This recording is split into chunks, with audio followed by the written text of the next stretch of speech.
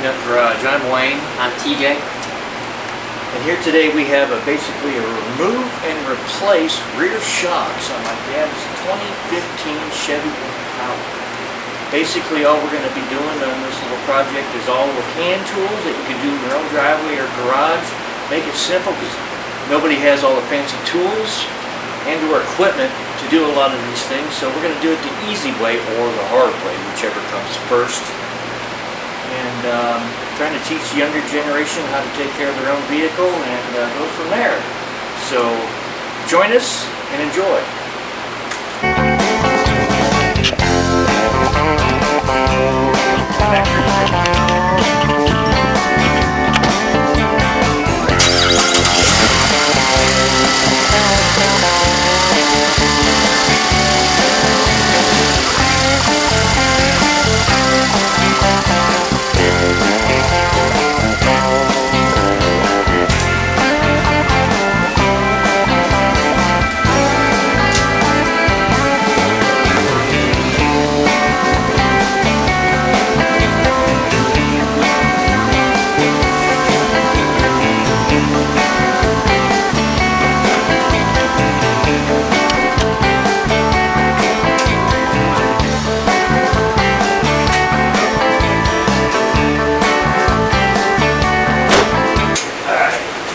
Now we're going to get ready to jack this thing up.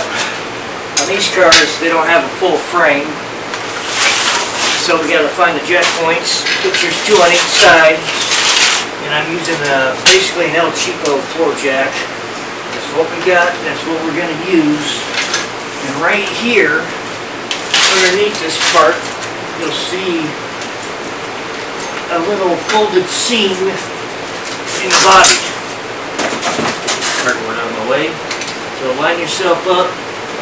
There it is. Tighten this thing up. We'll get it lined up. Jack it up till it barely touches so we're lined up. And you got to be careful of these floor jacks because they don't have that little adapter that'll slide in between that little crease. It looks just like my hand's vertical. And it will collapse on you if you're not careful. And then we'll slowly jack it up so we can take the wheels off. You might hear some creaking and cracking. That will be my aching body. And we'll get it high enough to where we can break loose the lug nuts. With a breaker bar. I don't have a four-way, I can't find it.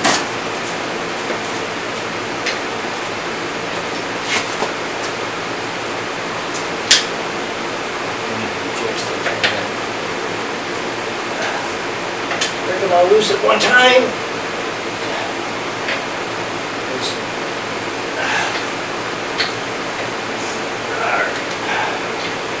can go ahead and jack it all the way up. Move the tires off the ground. And you can spin it. And I'll get underneath and find a safe spot to put the jack stands. Okay, that's good. Find a safe spot to put this jack stand.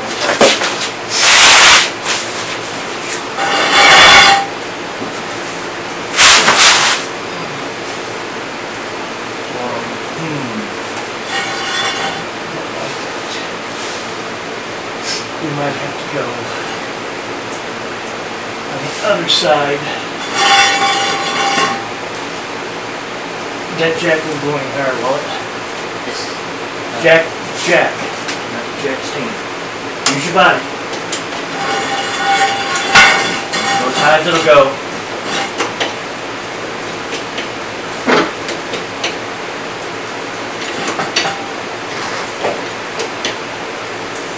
Okay, that's good.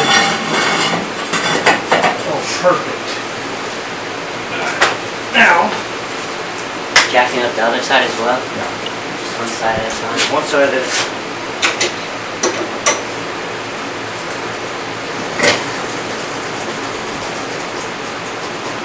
We'll leave it like that, or just in case we don't get 911 called. And we look good. Okay, go ahead and take off the the lugs of the wrist away. Pull the wheel and tire off. If you straighten that thing out, there you go. You will not make the NASCAR team. That's a little faster. They already have the car on the pitch by now. Well, I don't have the right tools. Well, act like you do. There you go. Spin it like you got it. Don't let it roll away from you. You're doing a good job. Fantastic. Well, that way only will work with a four-wheel, but that's good. You got the right idea. 2 more to go.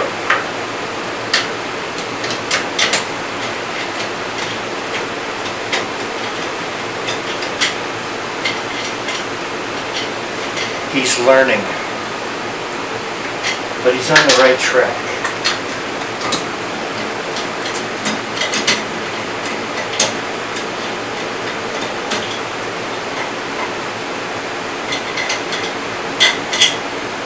Whew, man, boy, I gotta go get a cup of coffee already. Oh man, does your back hurt? Old man already. Oh man! Alright. Wheel that over there.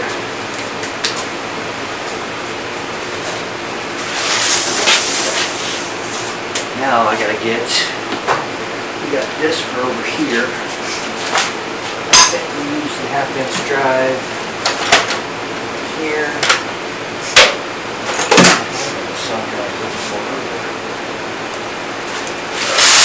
Was on the ground. No, this was in the toolbox. It was on the ratchet already. I must have used it on everything. Light. Where'd the light go? New light. Okay, and that can't be good. Should we get an angle over here? Yes. Move it over here. Yes. So they're going back. Alright. Gloves on.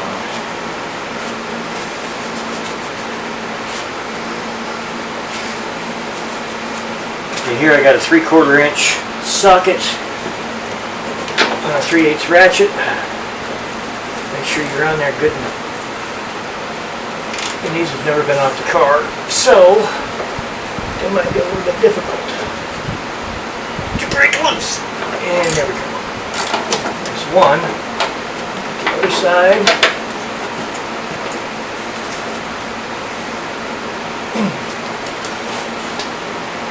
Okay, there we go. Both are broke loose. It's a good sign. I had no doubt I did it first, but I don't now.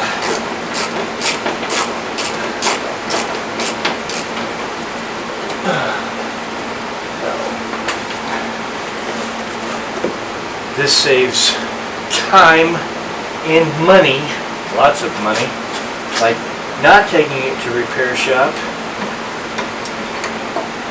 that you don't know and or don't trust, simply because auto repair nowadays is rather expensive, and so are the parts.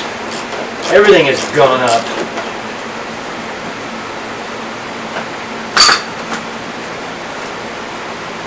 Help my dad out by doing this. He's a former Marine, served in Vietnam, so we're taking care of our veterans. So that's out. Yeah, I think that's a very good indication that it's no good. Shocking, isn't it? Just push it right down. Man! Okay, now off to the bottom part. Alright, we're going to disconnect the bolt and nut that holds the shock absorber to the rear spindle. I have a 7/8, which is a little bit loose on this nut, but that's okay. I just want to break it loose. And on this side, I have a, what is that? Without my glasses on, I can't see nothing. Looks like a 13/16, which is the same size, I believe, as the lug nut. So we put that on there for support. So we'll just break it loose. Get my glove unhooked, and there we have it. Everything shifted but the car, which is good. And there is a left side shock and a rear side. Wait, spit that one more time. A left and a right for the rear shocks.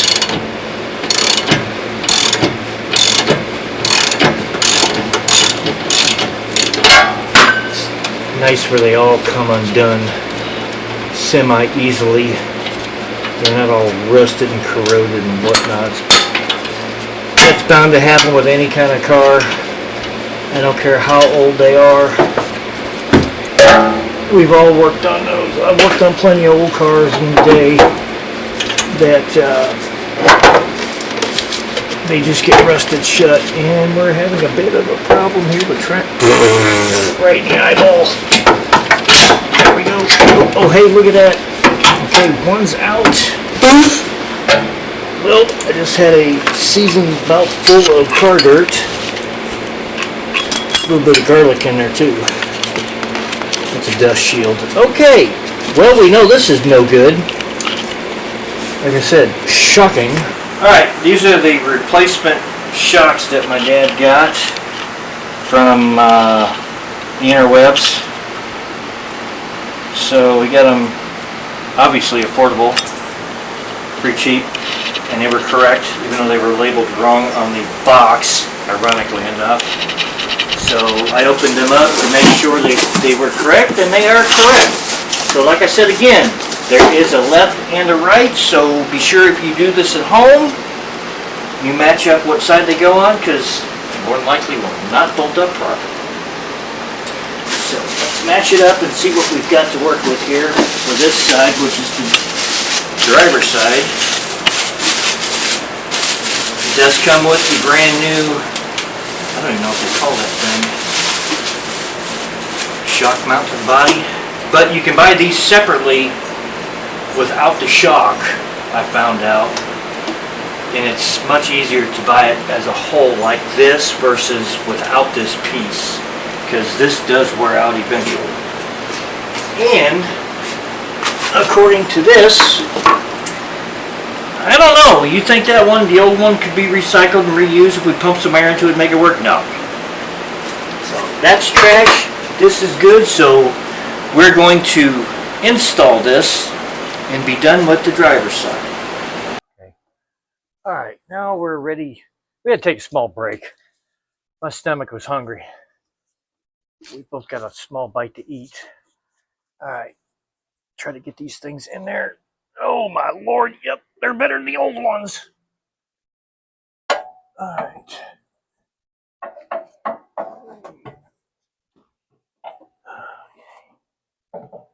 Get that done. Okay. Now,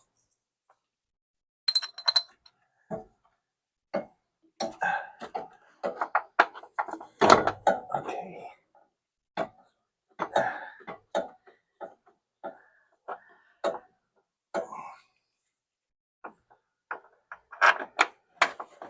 Get everything set up here. Don't tighten everything down all at one time, because if you do that, you'll create binding issues on certain things, and then you'll have to go back and unloosen them up and everything else. Then you got yourself a headache and you make up new curse words and everything else, and we don't need that. Okay. Yep, they're good. They keep going down. Oh.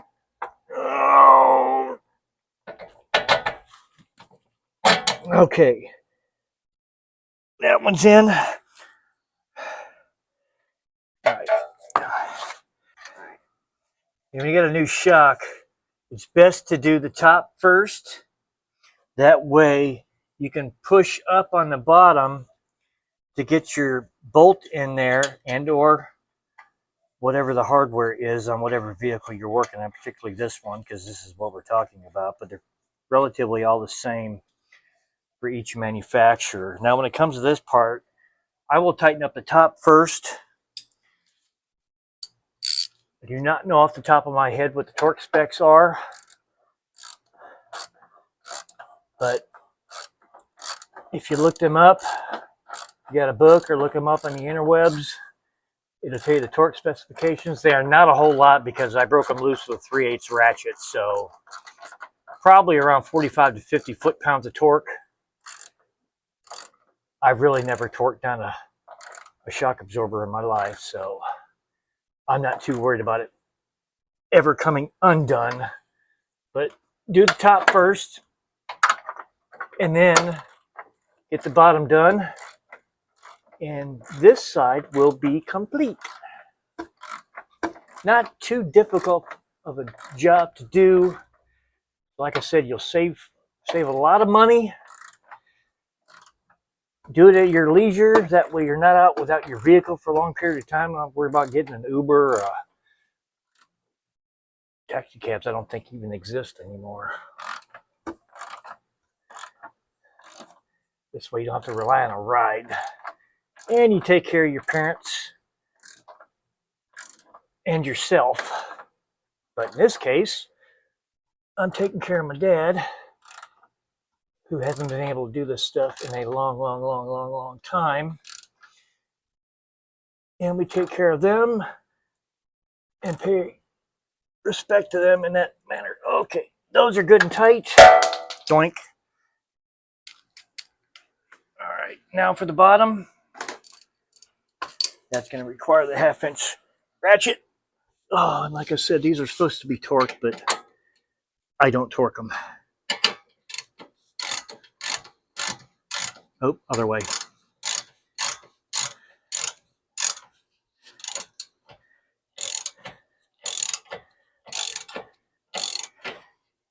And those that use all the impact guns on these things, I'd rather do it this way. That way I know down the road, if I've got to do it again, I can break it loose with a hand tool like this. But I know some of these torque requirements are quite tight.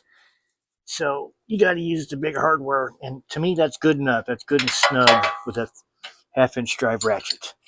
So this side is removed and installed with the new shock absorber. Now all we have to do is install the wheel and tire, lower it to the ground, and rinse and repeat on the other side.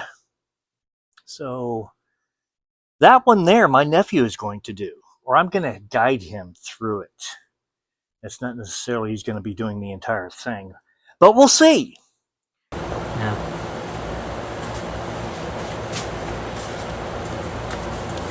Okay, now when it comes to the insulation of your wheel and tire on most vehicles today, if you have an aluminum wheel, you need to torque them.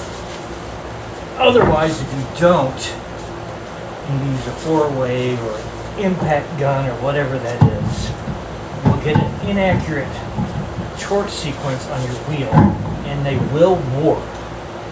You'll have a bad wobble going down the road. I don't know where my lug nuts are, because my co-host here is just watching me do all this. Come on now.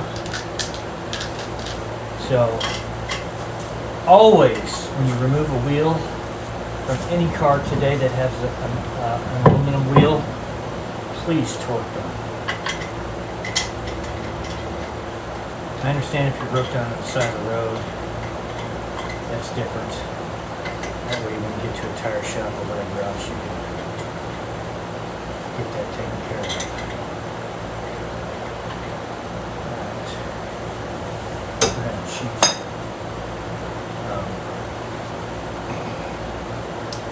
Don't have a thing in the toolbox. There is well, I thought there was. I swore there was. Maybe I'm wrong. Am I wrong or am I right? Oh, I can't find it. I thought it was in here. Maybe I overlooked it. Oh, there it is. Found it. A little 1/2-inch drive short extension. This is just to snug them down, and that's the wrong socket.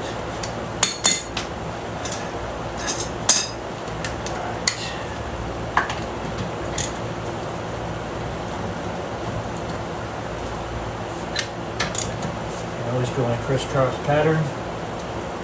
Like I said, everybody uses guns. I don't have a cordless impact. I don't have any of my tools over here right now.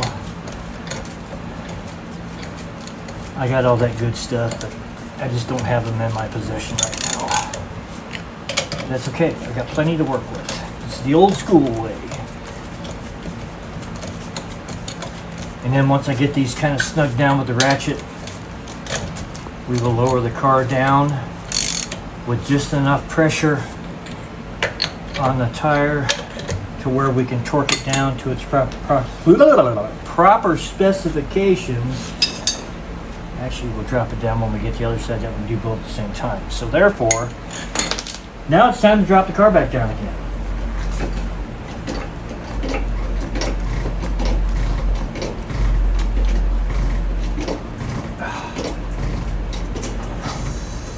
Not bad for a little 2-ton. Always, when you jack up a car, use jack stands. Because that jack is not guaranteed to stay up.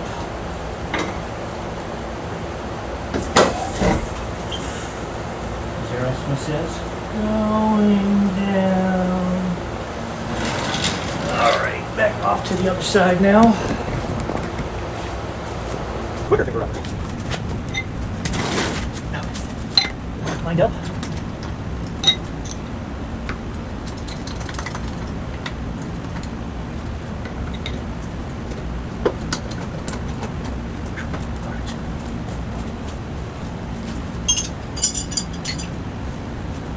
Good thing is this only takes this many tools. Maybe less. I didn't really count. Okay, now I'm gonna break the limbs loose on this side. And we'll jack it all the way up, the jack's underneath. Same thing. Almost like having deja vu.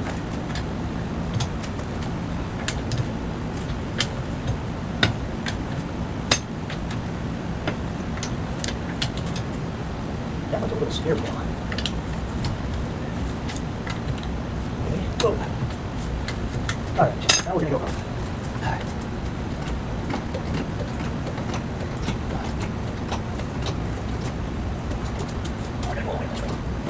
This thing could have a longer handle. Or 2x4 here. It's got a 2-inch handle. And next, just like a little roll. Next one. Okay. This side. And like a glove. Alright. You know what? We're just gonna leave it like that. And go from here. Okay.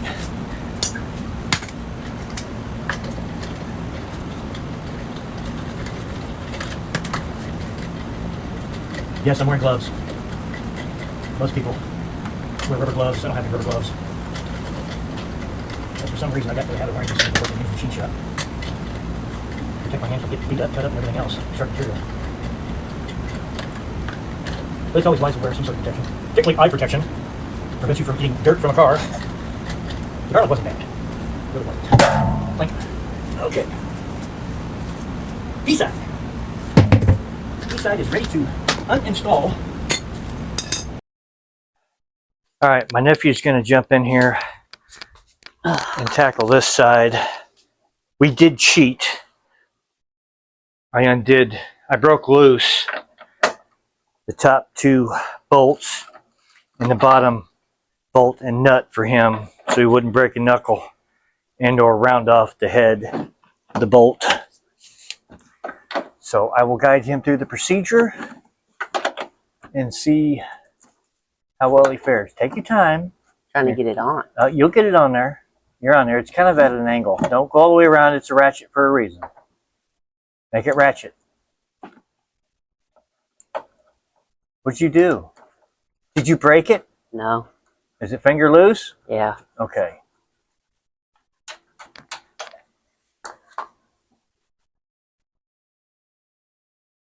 I know you wouldn't have broke it.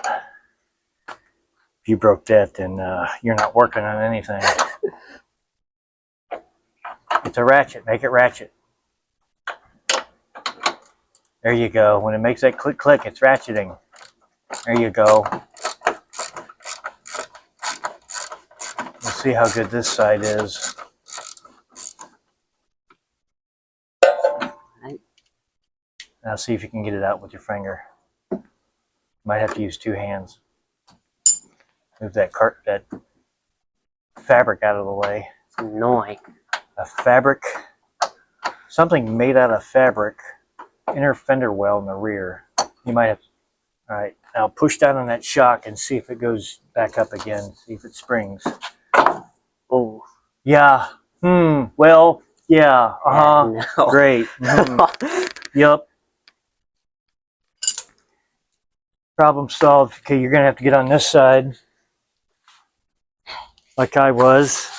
Said I gave him a little bit of an advantage on getting it out. Use the closed end wrench, boxed end wrench. There you go. And just do it to where you're comfortable with what arm you're doing. It's going to take some muscle. This is basically his first time wrenching on a car. And yes, it's not a classic. I'm well aware of that. But like I said earlier in the episode, this is for my dad. This is in honor of him, the veterans, and so on and so forth. We're going the right way. It should be. I had it all set up for you. You know, righty, tighty, lefty, loosey. It's going to be tight because it's one of those nylon threaded nuts, so they don't back out on you. So you're going to have to use some muscle. And don't choke up on the ratchet. That's why you're struggling. And it looks like you have a very tough time there. Just take your time. Don't choke up on the ratchet. Hold it here down at the handle. There you go. Use the ratchet. Don't move this. Don't move the wrench. Just move the ratchet. The wrench is there to keep the nut from moving. And push right here. Hold it. There you go. You got leverage. And you're choking up on the ratchet again. Try to keep a steady hand. You want me to come back tomorrow with a pot of coffee? Yeah. It's about how long it's going to take you.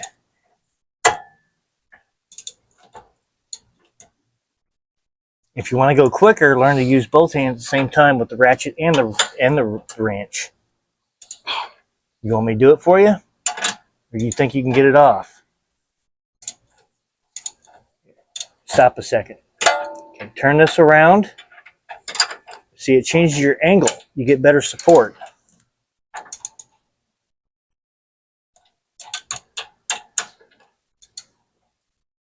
You're having a very difficult time, I see. Yeah. Can't get it. Oh, you can get it. You just don't know what you're doing because you've never done it before. Now, watch how I do it. There's two different ways you can do it.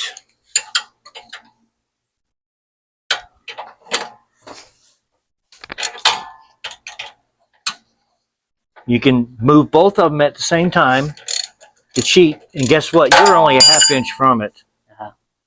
Now, you weren't very far off.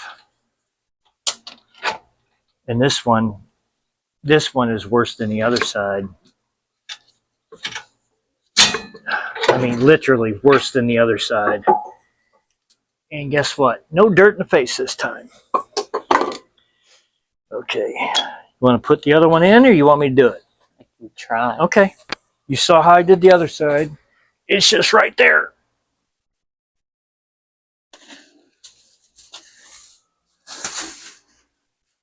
You probably got to push it down. Nope. Remember how I did the other side. And see, they are labeled. Right. I should have showed everybody on the other side, but I did not. Better late than never. There you go. Feed it right on it. Watch the side of the car. You don't scratch the paint.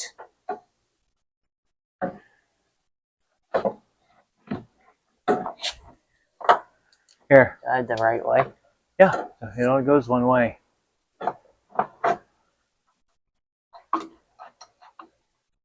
Put the bolt in the hole first.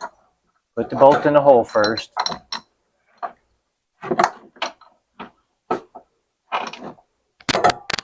Let go of the bottom. There you go.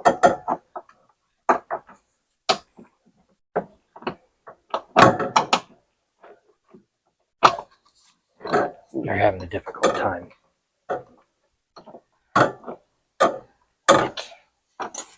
Alright. Just let it go.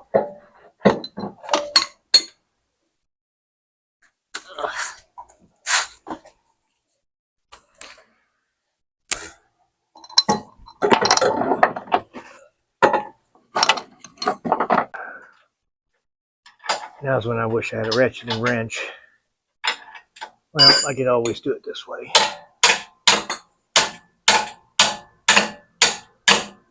There we go. All right.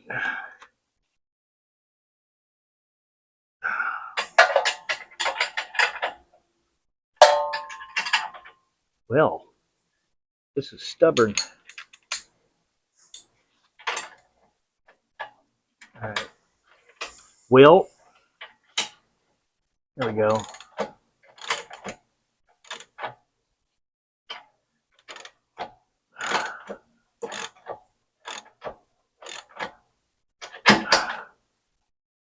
Will that stay right there? Yes, it will. I just don't want it to get jammed. All right, bring that all the way down. Use that there. Now, I don't know what the torque specs is on these. You'll have to look them up on the interwebs if there is any, if you want to torque them down. If not, just make them nice and snug, like I'm going to do, and you're good to go. Okay. Yep, looks good to me. You did snug the top ones? I have not snug the top ones yet. Do so right now.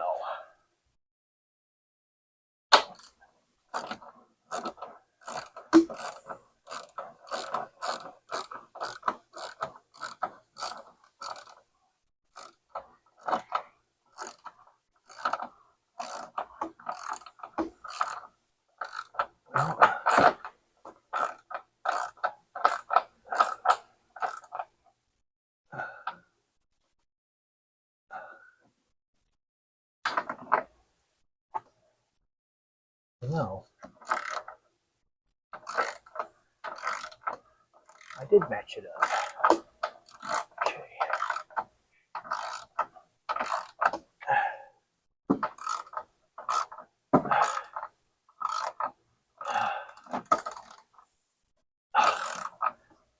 Wow. It didn't feel that long when we took it out, did it? It sure does take forever. Something. Thank you. Okay, you're tight. And you're tight. Alright, man. These are factory original AC Delco shock absorbers off the Impala here of my dad's. Now, if you look real close, you'll see this is the fluid leaking out of the shock absorber, which is an obvious indication it's no good. So I wanted to point that out to everybody, that that's a good indication. And the isolator bushing is gone on this thing, so I mean it's no good. So a good idea to replace. So there you have it, tech tip of the day. Now we're going to put the tire wheel back on. Same as the other side.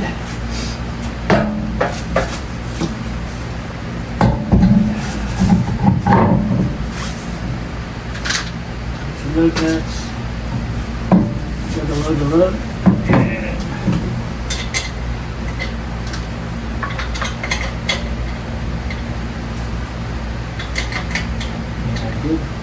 I did find my torque wrench. At least we can torque down the wheels like they're supposed to be. And whoever here.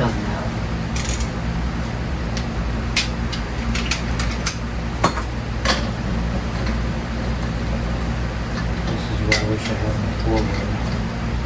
That's okay.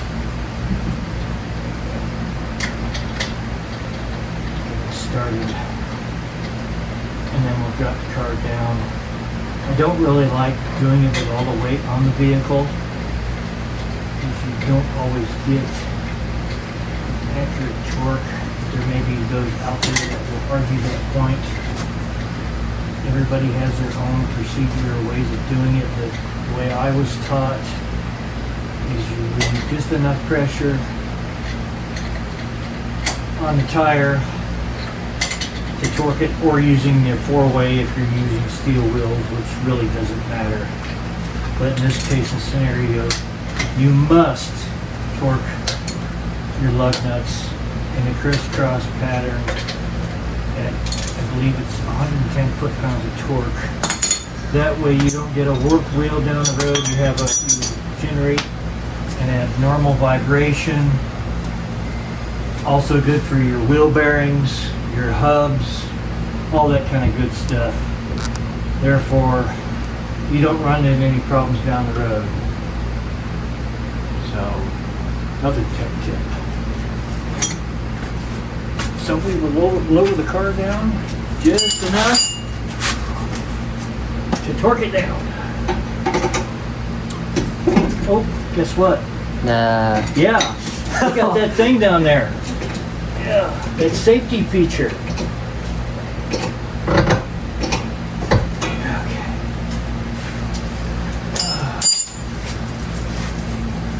This thing. Our bridge support. Alright, now we can lower it down just enough to where we can torque the wheel down.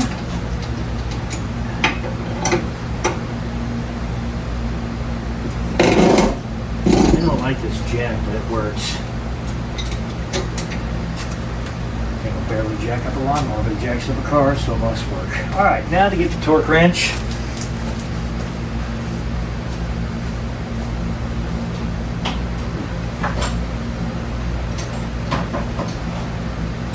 This I have is a 1/2-inch drive torque wrench. I'll put my butt in the camera. The moon did not come out that early today. Alright, now I got to get my eyeballs, the other pair of eyeballs, so I can see the numbers. We got to go to 110.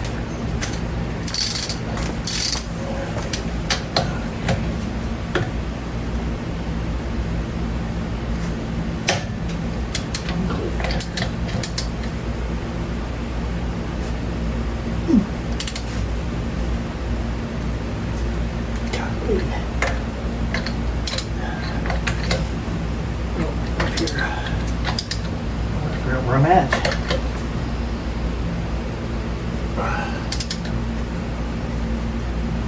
Okay.